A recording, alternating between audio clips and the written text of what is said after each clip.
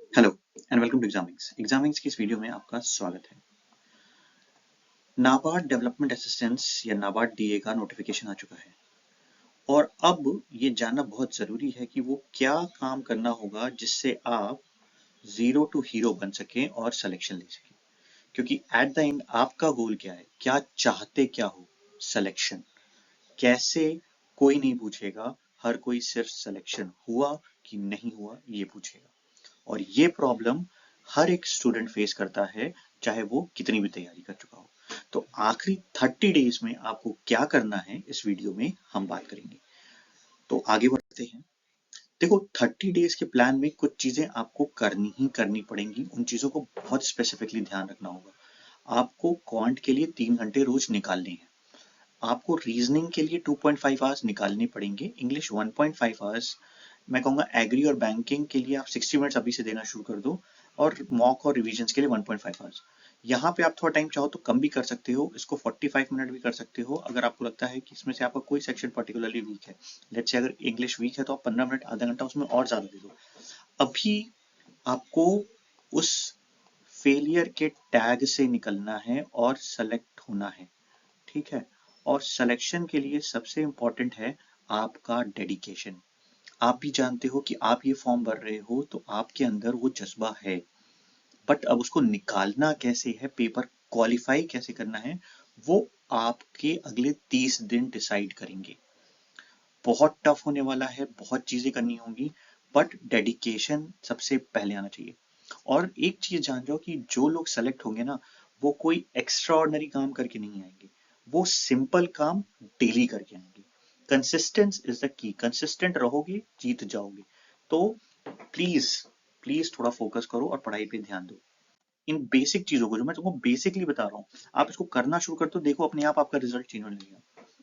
Quant में आपको daily simplification के कम से कम 15 क्वेश्चन करने ही करने हैं। अप्रोक्सीमेट के 10 क्वेश्चन करने ही करने हैं। आपको टेबल सारे याद होने चाहिए, स्क्वायर रूट्स याद होने चाहिए। क्यों कह रहा हूँ ये 3 दिन करने के लिए? कि अगर ये बेसिक चीजें आप नहीं करोगे तो आप आगे फंसोगे अगले 27 दिनों में। स्लॉग्स आपको एकदम हर दिन 10 क्वेश्चन स्लॉग्स के करने ही करने हैं।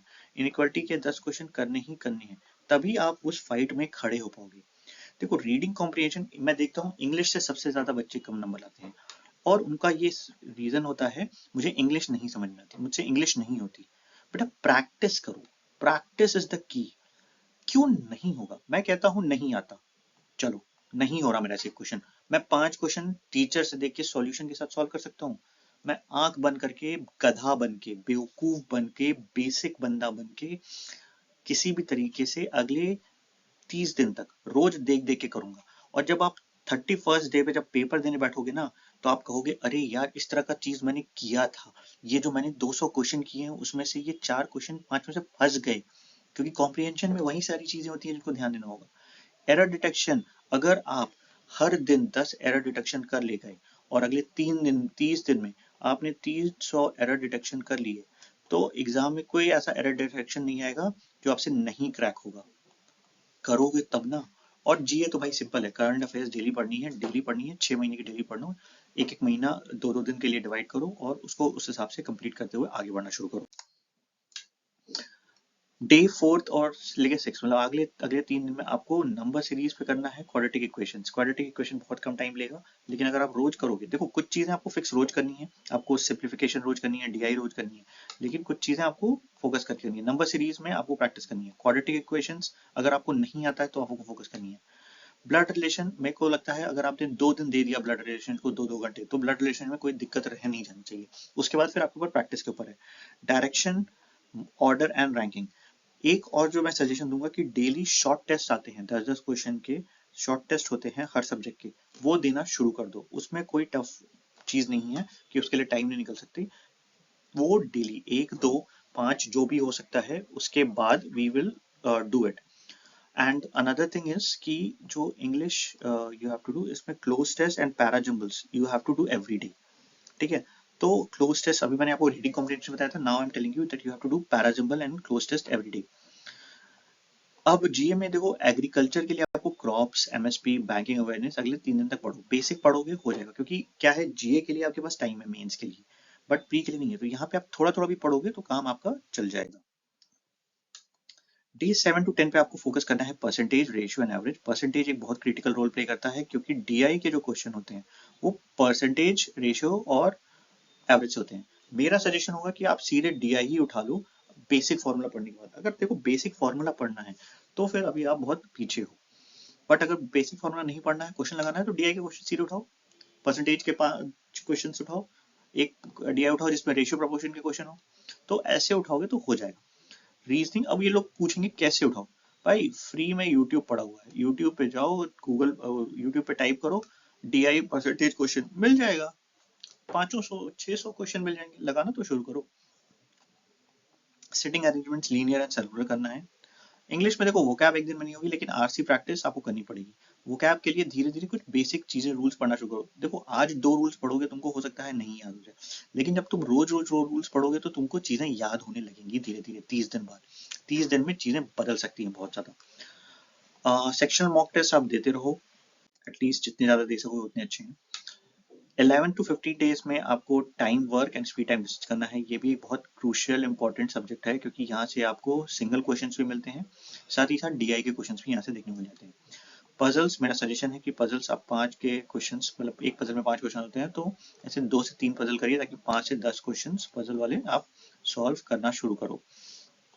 फुल आरसीज करो, लगातार आरसी पे आरसी, 2 आरसी 3 आरसी दिन में करो। जीएम एंड अवार्ड स्कीम्स पढ़ो, बजट पढ़ो, इकोनॉमी के बारे में थोड़ा सा पढ़ो, करंट अफेयर्स इकोनॉमी, ज्यादा डिटेल में अभी मत जाओ क्योंकि अभी आपके पास अगेन मेन टाइम्स है। अब उसके बाद मैं आपसे कहूंगा कि लास्ट 16th, मतलब आप 15 दिन निकल चुका है, आप बेसिक पढ़ चुके हो, अब डीआई पे फोकस करो क्योंकि आपके रूल्स एंड रेगुलेशंस तैयार हो चुके हैं क्वांट के। इनपुट आउटपुट और लॉजिकल रीजनिंग के क्वेश्चंस लगाना शुरू करो।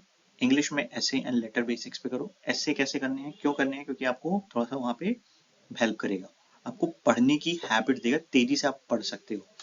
करंट अफेयर्स में what you do, current affairs में यू डू जो आपको बाकी अभी तक जो टॉपिक छूटे हैं, जैसे हमने एग्रीकल्चर इकोनॉमी कलेक्ट कर लिया, लेकिन उसके सिवा क्या हो रहा है, कौन कौन से एक्सरसाइजेज हुई हैं, कौन से पैक्ट्स हुए हैं साइन, उसके बारे में थोड़ा सा पढ़ना शुरू करो। और फिर मॉक टेस्ट तो प्रीलिम्स का फुल। डे 21 to 25 पे आपको डेली प्रीलिम्स देना है, डेली प्रीलिम्स देना है, एक मॉक देना ही देना है, 3 घंटे का एनालिसिस करना है, मतलब क्योंकि 1 घंटे का पेपर होगा, 1-2 घंटे लग जाते हैं उसमें एनालिसिस में, तो 2 घंटे आप एनालाइज करोगे उसको। करंट अफेयर्स का जीए 1 घंटे पढ़ोगे, कंप्यूटर अवेयरनेस थोड़ा सा पढ़ लेना और डिस्क्रिप्टिव की प्रैक्टिस करोगे। उसके बाद 26 से 27 में 2 आप मॉक दोगे और उसको जितना ज्यादा आप रिवाइज कर सको रिवाइज करोगे। डिस्क्रिप्टिव की थोड़ी सी प्रैक्टिस करो, लेकिन 28 के बाद आप डिस्क्रिप्टिव की प्रैक्टिस नहीं करोगे। अब आपको क्या करना है, फाइनल रिविजन्स करने हैं, जो भी आपको फॉर्मूले लग रहे हैं कि मुझे वीक है, दिक्कत आ रही है, लाइट मॉक टेस्ट देते रहो, एक्यूरेसी पे फोकस करो, स्पीड आराम से आ जाएगी एक बार एक्यूरेट होना शुरू कर दोगे तो। उसके बाद लास्ट 30 डेज का आपको क्या करना है, फॉर्मूलाज करना है, आपको रिवीजन करना है, जीए का रिवीजन ज्यादा नहीं करो, आरसी की प्रैक्टिस करो, पजल्स करो और आराम से पेपर देने जाओ। इसके सिवा कोई भी डाउट हो कमेंट सेक्शन में पूछो। All the best.